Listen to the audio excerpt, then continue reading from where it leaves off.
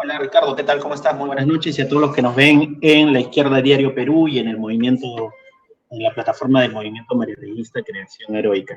El día de hoy estamos con Ricardo para tocar un tema que ha sido parte del debate económico, en especial luego de las declaraciones que el día de ayer, miércoles, ha tenido Julio Velarde en el Foro Mundial de Davos, el Foro Económico Mundial, ahí donde Milei habla cada tontera, porque evidentemente es un panfletario y desconoce de la economía, o simplemente es un economista vulgar, como bien habría declarado Marx alguna vez, ¿no?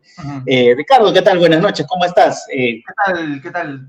¿Qué tal? ¿Cómo estamos? Muy bien, un saludo a todos que nos siguen y bueno, acá pues viniendo a comentar un poco la coyuntura, ¿no? Y efectivamente, todo está situado en Davos, ¿no? Sí. Sí, la imagen de Davos marca un poco la propuesta que lanza Julio Velarde, personaje últimamente aplaudido por sectores del progresismo de Nuevo Perú, como Pedro Frank y otros economistas que están en su entorno, que consideran que Velarde fue muy progresivo, ¿no? En el gobierno de Castillo, ¿no? Velarde ha sostenido algo que creo antes de empezar las diapositivas que has desarrollado para el día de hoy, Ricardo, ha dicho muy claramente, él quiere estabilidad económica. Y la estabilidad económica pasa por petrificar los presupuestos sobre los cuales se han constituido las principales leyes de nuestro país. Y eso implica consolidar la constitución de Fujimori. Lo que alguna vez Toledo dijo que iba a construir el segundo piso de la constitución de Fujimori cuando Lynch, cuando Félix Jiménez, cuando otros tantos de esa izquierda que está en Nuevo Perú y también en Perú Libre sostenían que iban a constituir. De izquierda en general, ¿no? En todos los países es así, ¿no? En general es así. Sí, es una izquierda que se ha pegado al progresismo y que hemos visto en algunas universidades que han cambiado de hablar de Marx a empezar a hablar del estado de bienestar, ¿no? Algunos viejos congresistas del Partido Nacionalista y otros que tienen vínculos por ahí han vuelto a retomar la discusión del estado de bienestar. Ricardo, compartimos entonces tus diapositivas. Vamos a hablar el día de hoy sobre la recesión económica, ¿no? Un debate y un poco creo que has preparado algunas cosas que nos van a interesar. No sé si puedes ampliar la diapositiva para los que nos ven en este instante, podamos conversar un poco. ¿Se ve? Sí, ahí se ve perfectamente. Ya, creo que el fondo ponlo siempre en negro, ¿sí? Para empezar. Sí, ya está en negro ya, no te preocupes. Ya, bien, bien. Bueno, sí, sí, compañeros, este es un tema que estaba pendiente de tratarlo el año pasado, pero ha sido tal la coyuntura y la dinámica que no hemos podido. Sin embargo, pues sigue siendo vigente porque en la actualidad, hoy vemos que no nos alcanza la economía, ¿no? Vamos al mercado a comprar algo y ya ha subido. Es más, hasta los peajes está subiendo, ¿no? Es decir, esta exposición va a ser sencilla, lo más rápido posible, porque es un tema amplio, pero sin embargo va a ser en dos etapas. La primera etapa, cuestiones generales, un poco de terminología para que nos ayudara a comprender algunos gráficos, y una segunda parte de un análisis más crítico, acompañado de una reflexión. ¿Ya? Entonces, dicho esto, empezamos, pues, ¿no? En octubre del año pasado, para ser exactos 21, muchos diarios ponían en sus portadas, estamos en recesión, así titulaba Perú 21, Comercio, La República, todos los diarios hablaban de una recesión, ¿no? O sea, y había como una flechita, pues, que la economía tendía a caer, ¿no? Y eso, quienes vivimos el día a día sabemos que eso ya se vivía desde más antes, ¿no? Porque los alimentos ya de la canasta familiar se venían incrementando, ¿no? Y la economía no crecía. Entonces, para ir sobre el tema vamos a desarrollar algunos aspectos importantes que nos van a ayudar a comprender, ¿no? Por ejemplo, ¿ya? ¿Qué debemos saber para entender lo de la recesión? Un elemento es el Producto Bruto Interno, ¿no? Que son las siglas, son PBI o PIB, ¿no? El mainstream o el Buró de Economía considera de que el PBI es una forma en la cual sirve para medir el crecimiento de los países. Hay un acuerdo de todos los países en la cual han llegado al consenso de que la mejor herramienta es el PBI, ¿no? Eso es lo que consideran los países. Y los indicadores se someten a ello. Entonces, acá también en Perú, pues, ¿a qué es igual el PBI, el Producto Bruto Interno? es igual a una suma algebraica, pues, o de lo que es el consumo, gasto público, inversiones y una diferencia entre exportaciones o importaciones. Está dado en unidades monetarias, un porcentaje, ¿correcto? Es decir, todo lo que Perú y los bienes que consume y los servicios finales, el PBI. ¿Ya estamos bien? Está ahí correcto, el PBI. Ya. Y otro elemento importante es la inflación. Se le conoce también por sus siglas IPC, que es el índice del precio al consumidor, ¿ya? Que es el aumento sostenido de los precios. Por ejemplo, si se acerca Navidad y queremos viajar a la provincia, Tacna, Huancayo, y el pasaje se eleva, eso no es inflación. Inflación es cuando hay un alza de todo o de casi todos los productos y sostenido. ¿Ya? Eso se llama inflación. Y según los bancos centrales, debe ser de 1 a 3%. ¿Ya? Ese es el estándar que debe ser. Pero nos hemos preguntado por qué es necesario que haya una inflación de 1 a 3%. Eso lo vamos a desarrollar después, ¿no? Pero más o menos son dos elementos que nos van a ayudar a comprender. Ahora, la recesión. ¿Qué es la recesión? Se dice así cuando hay 6 meses de manera consecutiva que tenía un crecimiento negativo, ¿no? Entonces, el PBI está asociado al crecimiento y la inflación a el índice de precios que suben, ¿correcto? Muy bien. Ricardo, antes que continúes, mira, y ahí va la primera pregunta, tal vez, ¿no? Para matizar un poco esta conversación. Tú colocabas anteriormente a todo un conjunto de economistas que están muy renombrados y que han estudiado en distintas universidades del mundo, que como tú bien has colocado es la economía mainstream, ¿no? Uh-huh. Ellos, por ejemplo, desarrollan modelos econométricos a partir de los cuales nunca se había hablado a inicios del año 2023 de una crisis, de una recesión. O sea, todos estos modelamientos matemáticos, algunos que los desarrolló Keynes, algunos otros economistas neoclásicos que empezaron a desarrollar, ha sido absorbido como una suficiente, como si fueran las suficientes herramientas para llevar adelante la gestión pública y a partir de esto evitar esta recesión. Al respecto, tu opinión sobre estos economistas del mainstream que no valoraron que iba a venir una recesión, ¿no evidencia el fracaso de sus cálculos? Justo eso lo vamos a desarrollar diapositivas más adelante. Sí, porque te digo por qué, porque justo el discurso de Milei está muy centrado en eso, ¿no? Milei se cree o se ufana de que tiene un sustento matemático serio, ¿no? La realidad, como los que un poco hemos podido revisar algo de teoría económica, es evidente que Milei no tiene ni pizca de conocimiento de la matemática, a duras penas del cálculo matemático. Sí. Y eso le lleva a hablar cada cosa, ¿no? Incluso elementos solamente marcados por ecuaciones de igualdad y no de modificaciones, como algunas otras herramientas como las derivadas y otras que generalmente se utilizan. Pues, podemos continuar en todo caso, disculpa. Sí, lo he notado porque eso está en las minas anteriores, la que continúan. Dale. Ya, ahora, esto son cifras del Banco Mundial, el Fondo Monetario, no son inventadas, ¿no? ¿Cómo está el crecimiento mundial en los últimos años, ¿no? A raíz del COVID ha decaído, ¿no? En el 2020.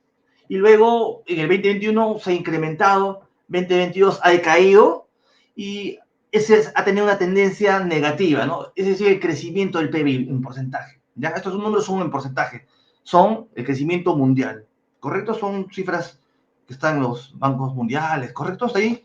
Este ha sido el ciclo, la curva de crecimiento económico.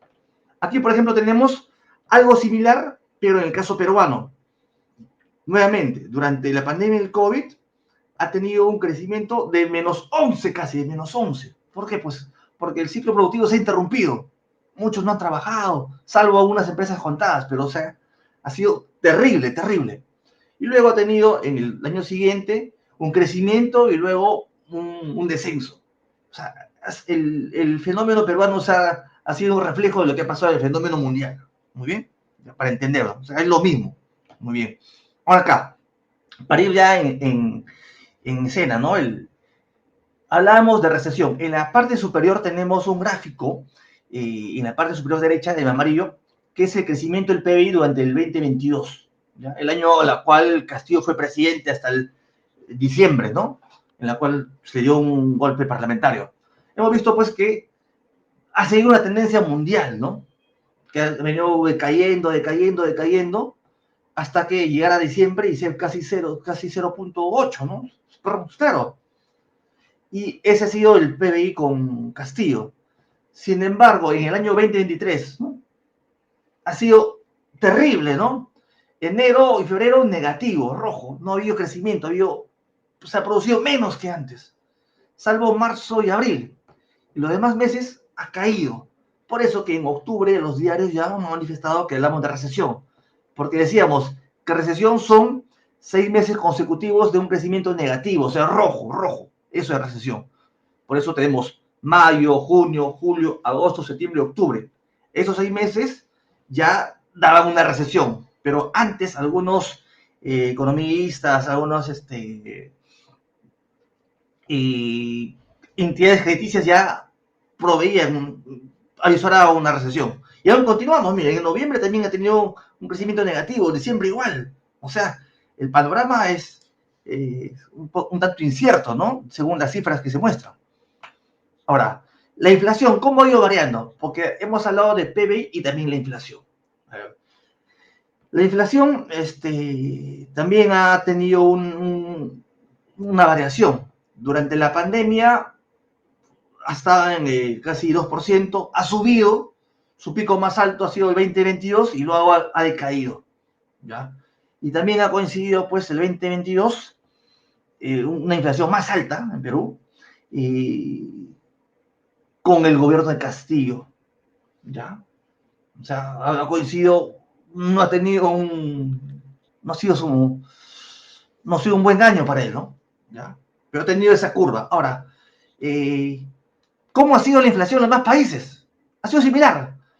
Repito, durante el 2022 ha subido, luego ha decaído.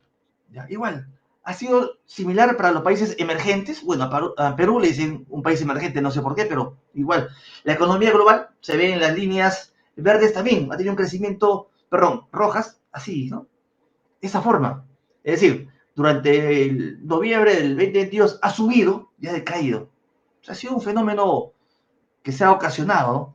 ¿Y por qué subió? Porque los bancos, a partir de la pandemia, han subido su tasa de interés. Y ya, pucha, Ricardo Talado, tasa de interés, ya, pucha, ¿qué cosa es esto? Bueno, vamos a anotar, ¿no? Tenemos aquí, a partir de la crisis del COVID, ha ido subiendo la inflación hasta el 2022 y luego ha decaído, ¿no? Ha sido a nivel mundial. Ya, a ver, no soy castillista, no estoy, bueno, pero sin embargo, había titulares hacia Castillo, ¿no? Toda la prensa, ¿no? Decía, y le decía, de mal en peor, mentiroso cara dura, pedían la salida de Castillo por las cifras económicas, ¿no? Las cifras eran negativas, ¿no? O sea, una inflación alta, un crecimiento negativo, había una tendencia en la caída. Sin embargo, desde quienes estaban, o desde la izquierda que lo acompañaba, alguien explicó el fenómeno peruano en el contexto mundial. Nadie, yo no recuerdo a nadie que... Ricardo. Estaban pendientes del puesto en el Banco Central, cómo sostener al actual directorio y a todo su cuerpo de directorio. O sea, no había bueno, sin ser defensor Castillo, ¿eh? O sea, no había nadie, ¿no? Yo no recuerdo a nadie, ni a Cerrón, ni a Verónica, ni a Frank, decir, pues, que todo esto era parte de un ciclo natural de la economía, ¿no? Pero todo es Castillo, ¿no? Ojo, no estoy diciendo de que... Pero, ojo, Ricardo, que ellos pusieron los ministros de Economía. Correcto. Sí, ahí vamos a ir. Ya, entonces... como directores, ¿no? Sí, en el Ministerio de Economía, ellos eran directores y otros, ¿no? Llegaron al directorio del Banco Central, creo que todavía se mantienen ahí. El actual ministro fue el viceministro de Franque, ¿no? Claro, vamos a ver, para ir, ahora acá. Ahora, he hablado hace un momento de la tasa de interés e inflación. Ahora, ¿qué instancia o qué institución es la que se encarga de la inflación. Bueno, según pues el sistema ha coincidido, pues es que sean los bancos centrales aquellos que se encarguen de la inflación. Acá pues está nuestro amigo Gorrito Velarde, ¿no? Que tiene varias décadas ya. ¿Y qué hace, cómo actúa el Banco Central en el tema de la inflación? ¿Ya? A través de la tasa de referencia de interés. ¿Qué es tasa de referencia de interés? Es un porcentaje, ¿ya? Es un porcentaje. Es la tasa de interés que el Banco Central le presta dinero a otros bancos, porque el Banco Central presta dinero a los bancos. O también es también la tasa en las cuales los bancos se prestan. Por ejemplo, el BCP le presta al Interbank, ya, hay una tasa, ¿no? Y esta tasa puede subir o puede bajar. Esta es economía burguesa, ¿no? No estoy diciendo nada que sea en los colegios, universidades, ¿no? Pero es importante saber para luego hacer una crítica a ello. Correcto. La tasa de referencia puede subir. ¿Qué significa si la tasa sube? Que, es decir, hay un interés mayor que los bancos van a cobrar. ¿Eso qué significa? Que los préstamos van a disminuir. ¿Y eso qué significa? Que habrá menos dinero en el mercado. Y según la economía monetarista, ¿no? Bajará la inflación. ¿Ya? A su vez, ¿qué sucede si la tasa de referencia cae, ¿no? Disminuye. Significa que la tasa de interés de los que los bancos se prestan será menor. Por ende, aumentarán los préstamos. Si hay un menor interés, los préstamos van a aumentar y habrá más dinero en el mercado. Y como consecuencia, subirá la inflación. Es parte de la teoría monetarista, ¿no? Que iguala o considera una masa de dinero va a influenciar en la inflación, ¿correcto? Esto ha sido, y en líneas rojas está el periodo de variación de la inflación, ¿correcto? Perdón, de la tasa de referencia, ya. Vamos a ver. Entonces, la tasa de referencia es la que juega. Con esto juega Velarde. Y le dicen que es el campeón, le ponen a entrar al Salón de la Fama, ¿no? Porque varía la tasa de referencia, ¿no? Ya, bueno, a ver, estamos aquí, ya. Vamos acá. Ya. A ver, esta ha sido la variación de la tasa de referencia del Banco Central en Perú. ¿Ya? La variación. Nuevamente, durante la pandemia del COVID ha estado en 0,25, ¿no? Porque eso era un tipo de crisis, ¿no? ¿Correcto? Entonces, para que haya flujo de dinero, pues ha dado un interés casi cero, ¿ya?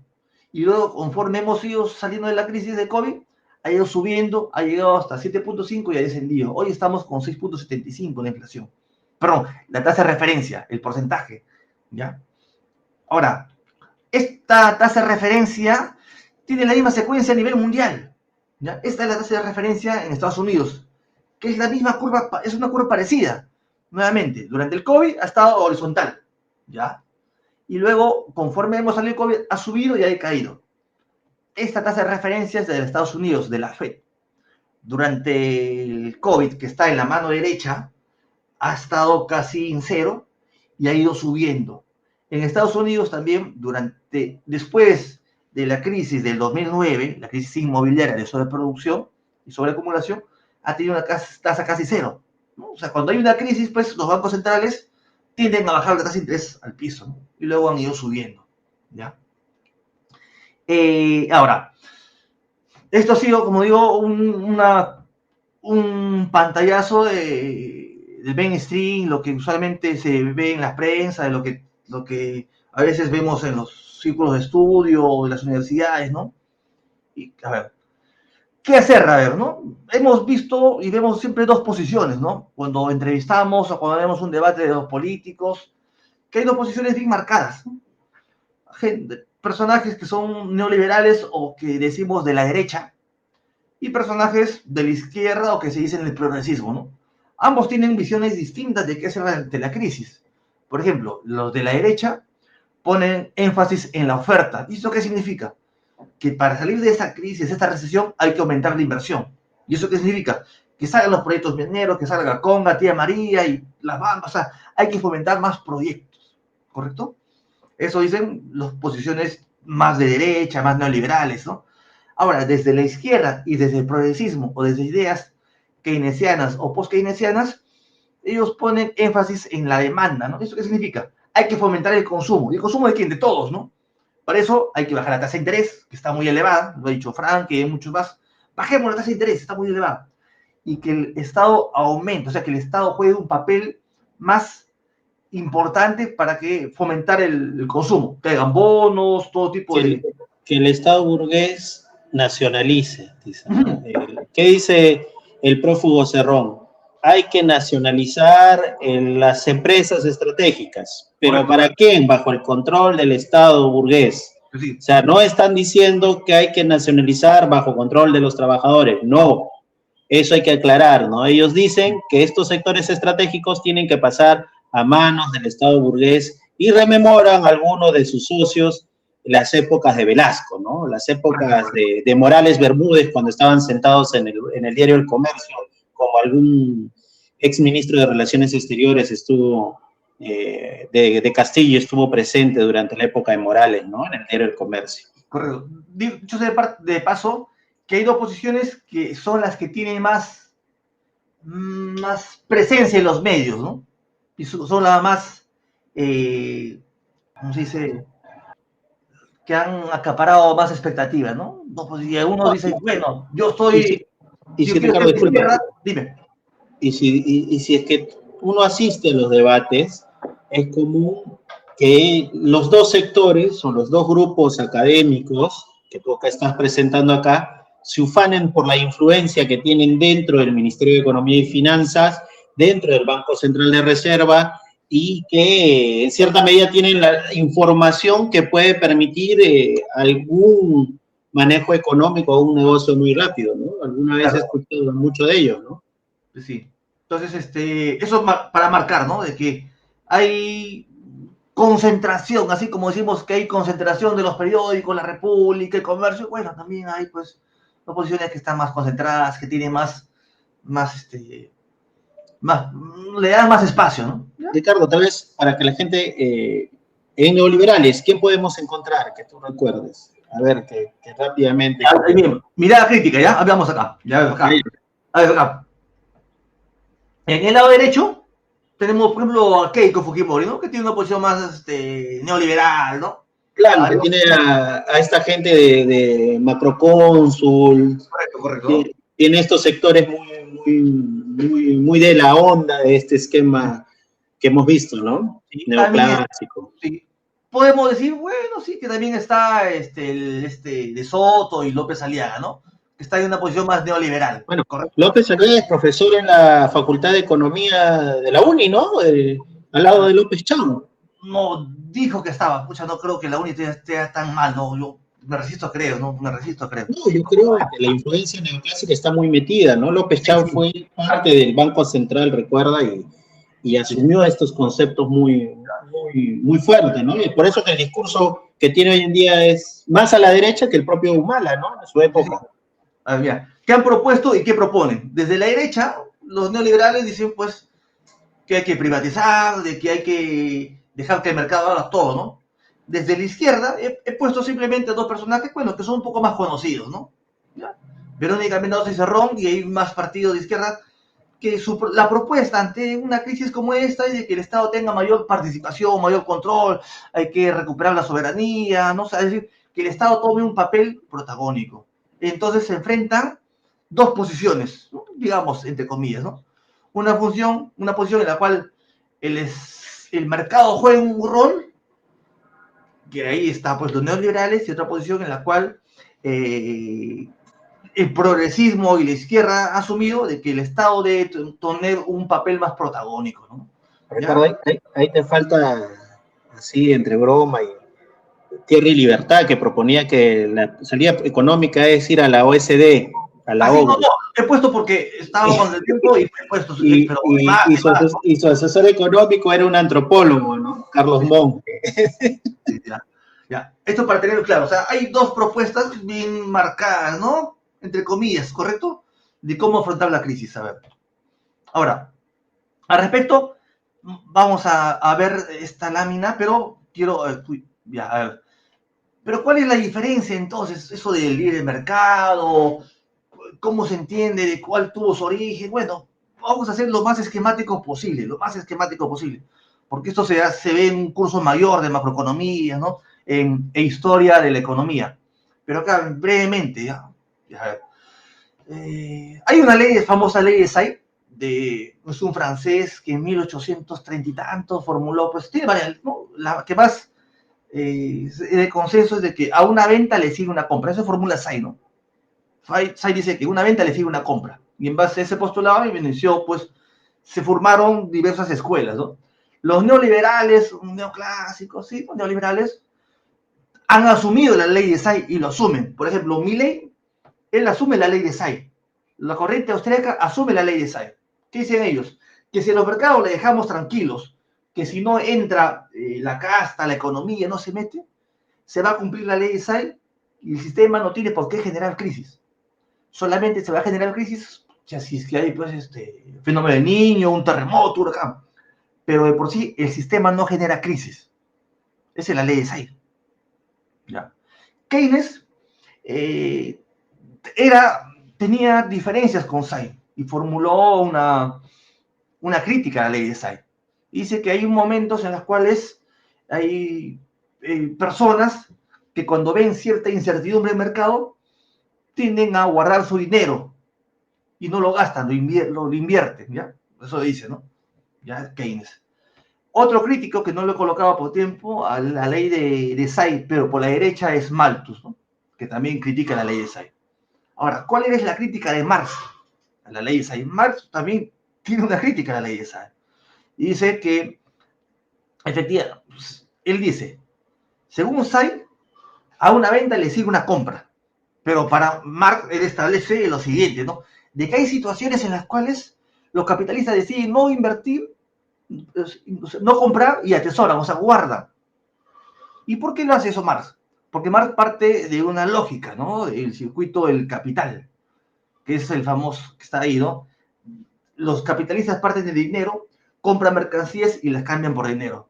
Y este es un ciclo que va a continuar de forma ininterrumpida, siempre y cuando el D', o sea, el dinero final, sea mayor que el inicial. Es decir, si yo parto hoy con 100 soles y después de un mes tengo 102 soles, he crecido 2 soles. Pero si poco a poco mi dinero o mi ganancia empieza a disminuir, yo como capitalista voy a cortar ese ciclo. Digo, no, ya esto voy a ir a la pérdida y decido no comprar, no invertir. Entonces no se cumple la ley de Say. ¿Y eso qué abre? Eso abre la posibilidad de una crisis en Marx. ¿Ya? Entonces, hay críticas a la ley de Say. Repito, los neoliberales consideran que si no se mete en el mercado del sistema, se cumple la ley de Say. ¿Ya? Para más o menos ubicarnos, ¿no? Y tanto Ricardo, solo para que la gente que nos escucha vayan marcando algo, ¿no? Si se dan cuenta, rápidamente, la lógica que sustenta la ley de Say y los neoliberales que han asumido esta es una lógica de simultaneidad. A es igual a B, mientras que Marx habla de un grado de diferencias, y esa es la complejidad de la concepción marxista en el fondo. Keynes recoge mucho de los neoclásicos este elemento de simultaneidad. Sí. Las categorías que tú comentabas de ingreso, de PBI y otras fueron elaboraciones simultaneístas. Y los neoclásicos tienen su fundamentación principal en la microeconomía. Y los que nos están viendo en este instante, sería bueno que revisen algunos libros de microeconomía, como el de Wilkenred, el profesor de la Universidad del Pacífico, que simplifica un poco algunos textos más pesados, donde su lógica sigue siendo simultánea, y entonces creen que la economía es una cuestión de toma de decisiones. Entonces, las decisiones de las personas en su conjunto son racionales, como si estuvieran necesariamente con una gran cantidad de información para llevar adelante. Entonces, ¿qué dicen los keynesianos? Ya va, no todos tienen la misma cantidad de información para poder manejar los mercados, entonces hay que sumarle más información. Y por esa información tiene que en cierta medida intervenir el Estado en el mercado. Pero lo que Marx no hace no es ni uno ni lo otro, sino Marx trata de profundizar en esto y, como tú bien claramente lo has visto, romper las lógicas simultaneístas sobre las cuales se había fundamentado estos economistas, ¿no? No sé si trato de resumir un poco esto, ¿no? Para marcar claramente la debilidad de las concepciones que sostiene Milei, la debilidad de las concepciones que sostienen Félix Jiménez, Pedro Franque y otros que se pintan de grandes economistas, pero en el fondo sostienen elementos teóricos con mucha fragilidad, ¿no? Correcto, correcto. Con lo que me reitero, reafirmo en lo que dije en un inicio, ¿no? Este simplemente es un pantallazo muy breve, porque esto debe ser explicado en varias sesiones, ¿no? De historia de la economía, pensamiento económico. Por ejemplo, Marx, todos sabemos que él era y postuló y dio fuerza a la teoría de valor trabajo, ¿ya? Y también, pues, en David Ricardo, ¿no? Pero, ¿cuál era la diferencia entre ellos? Por ejemplo, Ricardo también, él, a diferencia de Marx, él era favorable a la ley de Say. Marx rompe eso, ¿no? Marx critica la ley de Say y ahí empiezan las diferencias teóricas con Ricardo, ¿no? Ya, vamos a continuar, ¿ya? A ver, en la actualidad se dice mucho y mucha de la izquierda ha asumido posiciones y ha cedido el debate ante la burguesía, ha cedido el debate en materia económica y han terminado asumiendo posiciones burguesas. En un momento presenté esta lámina, ¿no? Como que si hay dos proyectos en disputa, ¿correcto? Dos modelos en disputa, uno bueno y uno malo, ¿no? Se pretende mostrar esa dicotomía. Sin embargo, no es tanto así. ¿Por qué? Porque la burguesía no tiene solamente una visión neoliberal por la cual, en materia económica, no, no. La burguesía como tal tiene también una visión, un modelo, que es el modelo keynesiano. Usted dirá, oye, pero Ricardo, ¿cómo Keynes va a ser si...? Claro, y en la actualidad mucha gente a nivel, he visto en muchos partidos de izquierda, han asumido posiciones e ideas y han cedido y han capitulado ante las posiciones burguesas, así, asumiendo, bajando el debate. A ver, por ejemplo, veamos un tanto quién era John Maynard Keynes, ¿no? Keynes, a ver.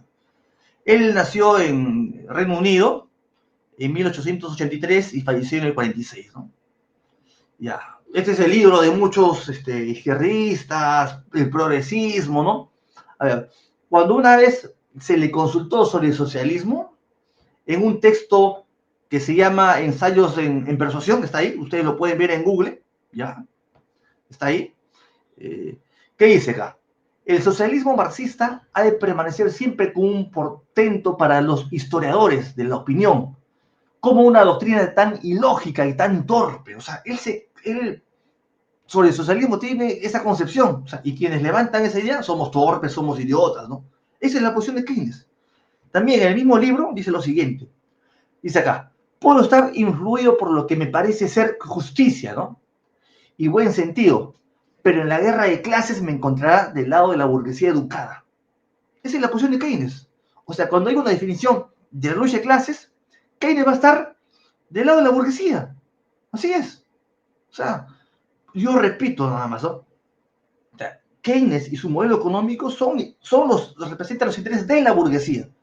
Pero como él dice, ¿no? Keynes, de una burguesía educada, ¿no? No una burguesía bruta, ¿no? Como la que representa, pues, Keiko Fujimori y López Aliaga, ¿no? El modelo de Keynes representa una burguesía educada. Así él mismo se define, ¿ah? Eso está, y no estoy inventando, está en el texto de Keynes. Ustedes lo pueden ver, copian y peguen, lo van a encontrar ahí, no estoy inventando nada. Ese es el ídolo de muchos izquierdistas, ¿no? ¿Qué más dice? Porque sabemos que mucha gente asoció en su momento a Keynes con la izquierda, ¿no? Y en su partido había un partido laborista de izquierda, de los trabajadores. Y le decía, oye, señor Keynes, ¿y usted por qué no milita en ese partido si también es de izquierda? Y él dice acá, ¿cómo puedo adoptar un credo que prefiriendo el tallo a la hoja, exalta al grosero proletariado por encima del burgués, de la intelectualidad, que con los defectos que sean, posee la calidad de vida y siembra con seguridad la semilla de todo progreso humano? Ese es Keynes. O sea un tipo que se obtiene una ubicación de clase con la burguesía. O sea, él dice, ¿cómo es posible que haya una ideología que exalta el proletariado? Esto es Keynes, señores, esto es Keynes. Y el objetivo de Keynes, como dice ahí claramente, en una guerra en la lucha de clases, él se va a ubicar del lado de la burguesía educada.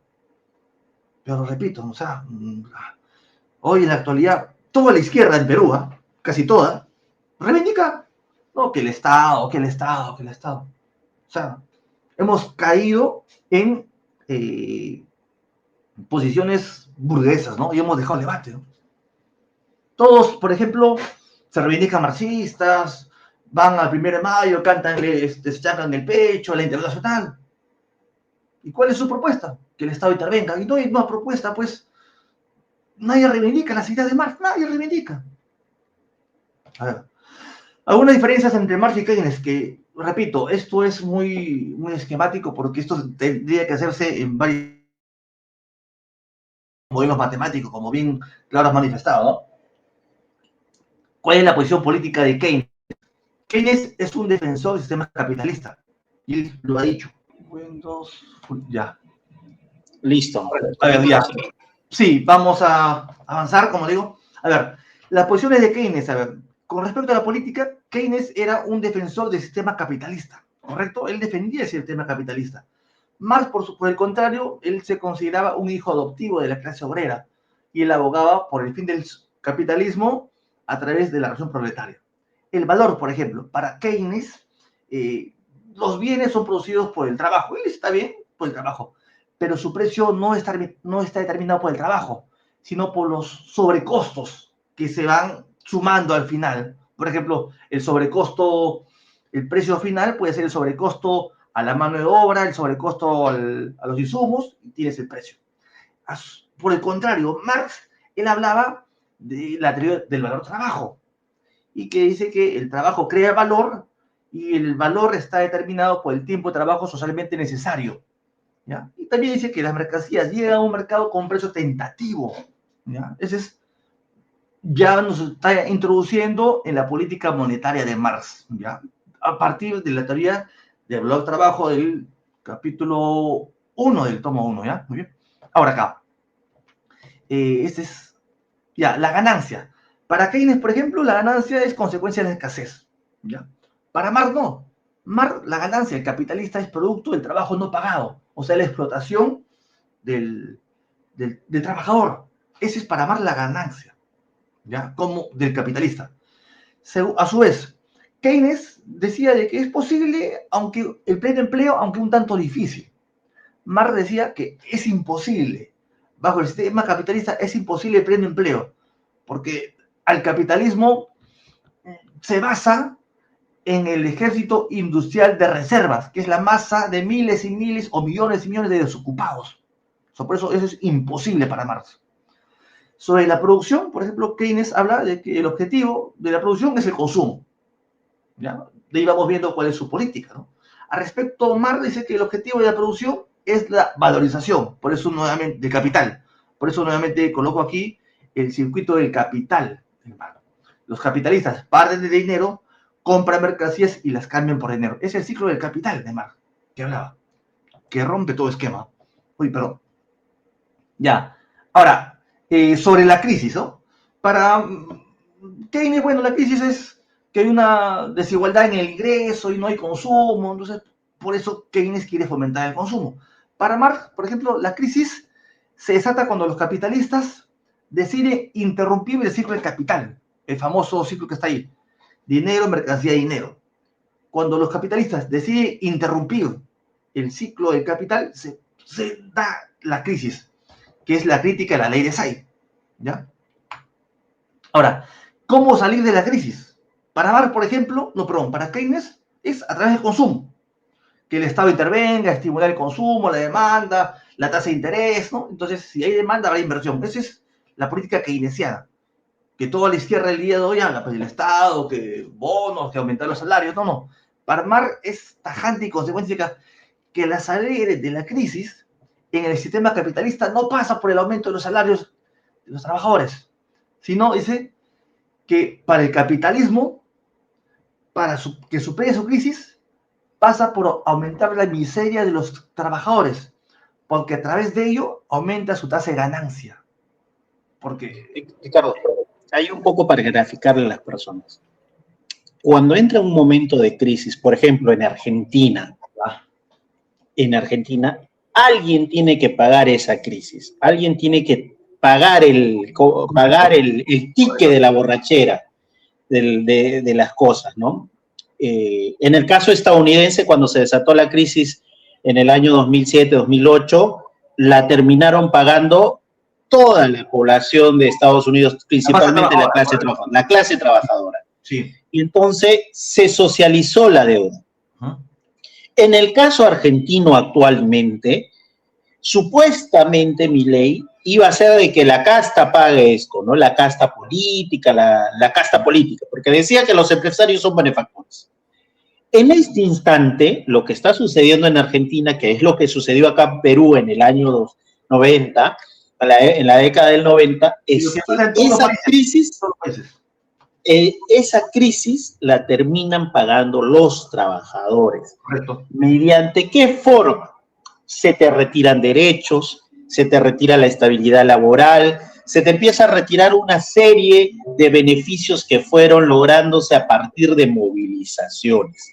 No porque el Estado se hizo keynesiano o el Estado fue de bienestar y estipuló todos estos derechos. No, fueron movilizaciones, fueron victorias paulatinas que se dieron. Entonces, Marx, y ahí es la diferencia, considera que para salir de la crisis hay dos salidas, como tú bien has marcado ahí. Uh-huh. Es mediante el aumento de la miseria de la clase trabajadora, o sea, bajo sus hombros de los trabajadores sostener la crisis, que es lo que estamos viendo en Argentina, que es lo que estamos viendo actualmente en el Perú con la recesión, que empieza a haber despedidos. Veíamos hace poco X trabajadores en ciertos espacios sacándolos de los puestos de trabajo, despedidos. Y la otra salida que sostiene Marx frente a esta depauperización, de mayor miseria de la clase trabajadora, es que esa propia clase trabajadora tome en su mano los destinos. Correcto. Y eso, el socialismo. Y eso implica el socialismo. ¿Y qué implica eso? No implica, a ver si tal vez Cerrón desde la clandestinidad nos escuche y entiende un poquito. A ver, papito, vas a entender. Cuando habla Marx de nacionalización, no habla de nacionalización para el Estado burgués. Tú que te dices leninista, cerronista, lo que explica bien claro Marx es que estos medios de producción sean dirigidos por la clase trabajadora. Y en ese proceso de disputa, de lucha, la clase trabajadora construirá un nuevo poder. No es nacionalización de las empresas estratégicas bajo dirección del Estado burgués. Eso nunca lo dijo Marx y menos Lenin. Ahí te corté un poco, tal vez Ricardo terminemos. No, sí, está bien, has complementado, porque en síntesis es eso, ¿no? Que la crisis paga a los trabajadores, esa es la ley del capitalismo. Y hay un elemento que se olvidan de los clásicos, los neoclásicos, bien has explicado Keynes, que es la categoría clase social. La estructura categorial de clases sociales permite un mejor análisis para Marx. Y eso le permite rápidamente ir viendo cómo se va desenvolviendo los hechos históricos. Por eso, Lenin, Trotsky, Zinoviev, todos los revolucionarios que entienden la lucha de clases, las clases sociales como herramienta, les permite tener un análisis más fuerte en el campo económico. Trotsky, leí alguna vez que en algunos congresos iba con sus papelotes ahí para explicar cómo era el movimiento y en qué momentos se vinculaban con hechos históricos de la política y estos desenvolvían o aperturaban procesos revolucionarios de distintos tipos a escala mundial. Es por eso que el elemento de lucha de clases es retirado del análisis de los neoclásicos. no es simplemente por cualquier cosa. Si tuvieran el elemento de lucha de clases o clases sociales, la categoría de clases sociales, les permitiría una toma de decisiones más clara, ¿no? Por eso que durante los últimos años tuvieron mucha acogida concepciones como la de Arellano, que intentaba matizar el tema de clases sociales como con estilos de vida. Hay intentos de matizar el tema de las clases sociales mediante otras categorías, pero en el fondo el intento es comprender la conflictividad de la sociedad. El conflicto del capitalismo se da entre capital y trabajo. Disculpa si te corté mucho. Sí, esa es la contradicción de Marx, ¿no? Que plantea, ¿no? Ojo, que no es un elemento es un elemento de análisis, porque hay que tener cuidado, yo creo, con la lógica maoísta, ¿no? Que habla de contradicción principal, contradicción secundaria, entonces hay que empezar a luchar por tener la burguesía nacional y recién a partir de eso vamos a... O sea, esas lógicas etapistas no son lógicas marxistas, ¿no? Correcto. Para retomar y para volver a lo que tú has mencionado, para concluir ya. En el largo plazo, ¿qué decía Keynes? De que el capitalismo se va a estabilizar y va a haber una distribución equitativa. Eso decía Keynes, ¿eh? Marx, decía todo lo contrario, que hay periodos de acumulación y de crisis, y la acumulación va a producir concentración de riquezas, y la crisis, desigualdades sociales. Por eso, repito, Marx consideraba de que es necesario acabar con el sistema capitalista mediante la revolución proletaria. Ahora, por eso Marx centra la discusión y centra la contradicción Marx entre el capital versus trabajo. Hoy en día, nuestra izquierda, ¿en qué centra la contradicción? Hay un imperialismo versus burguesía nacional. O sea, hemos perdido, y quienes se consideran de izquierda han perdido, pues, toda orientación, ¿no? Y lo peor, sí, es que hemos adoptado posiciones de la burguesía. Hemos cedido el debate a la burguesía. Yo estoy seguro, pues, de que mucha gente va a seguir militando y va a seguir con ese mismo discurso de que el Estado intervenga, que el Estado participe, ¿no? Es decir, pero esa no es la contradicción de planteada Marx. Esa posición estatista es una posición de la burguesía, y los gobiernos se sustentan en eso, desde la clase trabajadora, desde aquellos que vendemos nuestra fuerza de trabajo, tenemos que reivindicar las ideas de liberación por una sociedad distinta, que es la de Marx. Yo termino con esto. Esto ha sido muy acelerado, sí, pero creo que invitamos a la reflexión, que cada quien vaya profundizándose, ¿no? Y centrar la discusión en esa, ¿no? Que tú has mencionado, ¿no? Es capital versus trabajo, ¿ya? Que el capital oprime el trabajo y va a seguir oprimiendo, y es lo que ha creado, y lo que dice Marx, el fetichismo de la mercancía. Por lo tanto, y eso solamente va a ser posible cambiarse cuando los trabajadores ellos mismos tomen el poder y administren los medios de producción. Eso es lo que quería comentar, y bueno, como una crítica, ¿no? Al finalizar, ha sido una crítica a la posición que muchos han asumido, ¿no? No sé si algo querías comentar, Víctor, tal vez. Sí, Ricardo, de verdad creo que ha sido un espacio interesante, especialmente para el programa de hoy. ¿Por qué? Porque nos ha permitido empezar a entrar a algo que hace tiempo nos están pidiendo muchas personas, ¿no? ¿Cuál es la propuesta? ¿Por qué ustedes, de qué se diferencia? O sea, los que nos han visto el día de hoy, a partir de ahora deben evidenciar de que nosotros en la vida vamos a llevar de conjunto un programa con el sector de Verónica Mendoza o con el sector de Cerrón, o sea, no, es imposible. ¿Por qué? Porque nos marca una diferencia. Esto es lo que nosotros consideramos que se debe desenvolver como política.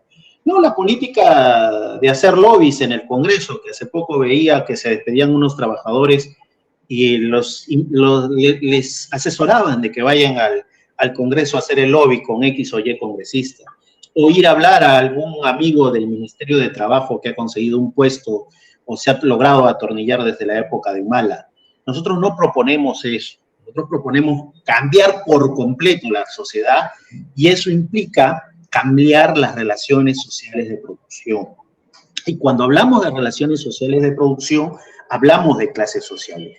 Y otro elemento más acá, Ricardo, porque lo he visto generalmente a esta confusión. Clases sociales no es igual a ingreso económico. Clases sociales implica tu relación que tienes con la producción.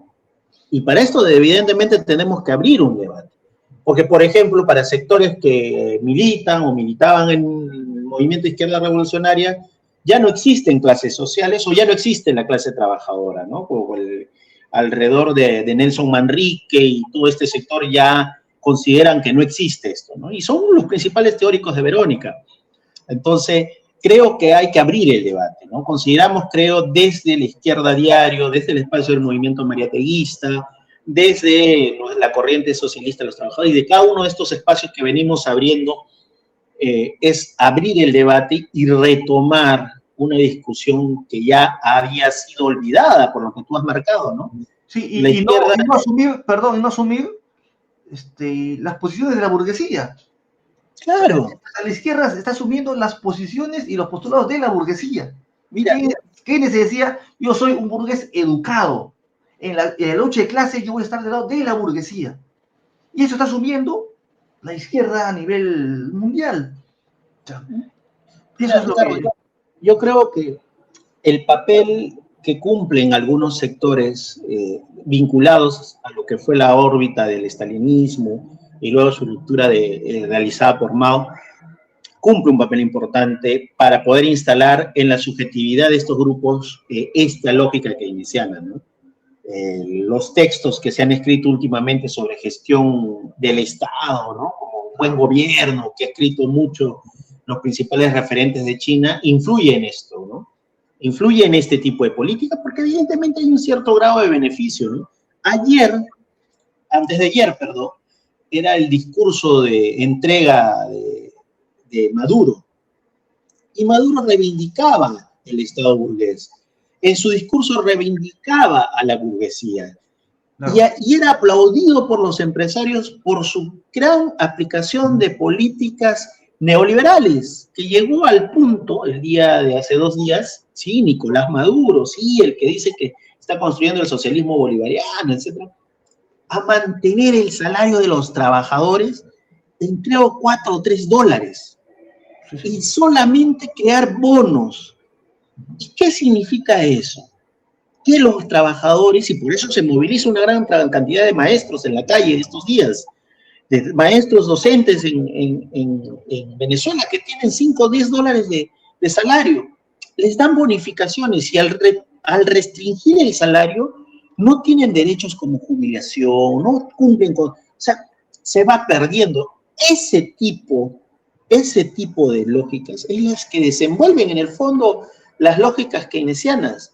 Las lógicas keynesianas, en el fondo, aperturan lógicas de ultraderecha, de pauperización de la clase trabajadora, y eso lo estamos viendo en Argentina. Ahora, Víctor, hay una nueva corriente que es los neo-keynesianos, ¿sí? Que, bueno, inclusive pues transgiversan al mismo Keynes y hacen pues de que el Banco Central emita los famosos en la emisión de billetes, ¿no? Los claro. Sí, sí. Es un debate que, es más, si te reivindicas que has estado, mínimamente tienes que leer lo que sucedió en la Unión Soviética con el estalinismo. El estalinismo empezó a producir billete como loco. El billete se quemaba. Eso que sucedió en Venezuela ya había sucedido hace muchos años y ya, o sea, la historia ya nos ha explicado qué sucede con este tipo de políticas que, bueno, ahora son más edulcoradas, son más elaboradas, como lo que sucedió con Massa para poder llegar a la segunda vuelta, ¿no? Y apertura, ojo Ricardo, y apertura escenarios de más ultraderecha. Escenarios de más ultraderecha. Mira lo que está sucediendo en Ecuador, o sea, no es poca cosa. Por eso creo que es un debate abierto y apasionante el que se nos viene. El que se nos viene. ¿Y por qué? Porque aparte de eso, el sistema ha creado la segunda vuelta. La segunda vuelta es aplacar la posibilidad de la radicalidad hacia la izquierda. Y entonces, cuando van a segunda vuelta, les hacen firmar la bendita hoja de ruta. Y esa bendita hoja de ruta disminuye incluso sus propios programas progresistas. Lo hicieron con Humala, lo hicieron con Castillo, se fueron a sentar con PPK. Ese sistema electoral, si no lo entendemos claramente, evidentemente juega para estas posiciones que tú has explicado. Yo creo que Ricardo ha sido muy gustoso y el tiempo nos vence, ¿no? Y sí, yo, más bien, esto es simplemente una introducción, ya muy acelerado, que vamos a desarrollar, estoy seguro, en los demás programas de forma más detallada, pero una introducción para, a partir de ahí, empezar a profundizar. Bueno, Víctor, más bien, gracias por... No, gracias a ti, Ricardo, y solamente decirle a los que nos ven, nosotros creo que tenemos la razón de nuestro lado. Por eso hablamos y exponemos nuestras ideas. Los keynesianos, progresistas, no tienen la razón. Por eso lo único que buscan es quedarse en el Estado burgués y cohabitar con otras personas. Por eso los vemos a los serronistas al lado de los fujimoristas en el Congreso. Nada más, Ricardo, entonces nos vemos hasta la próxima. Sí, hasta la próxima. Muchas gracias, Víctor, y todos los compañeros y compañeras y compañeras. Muchas gracias.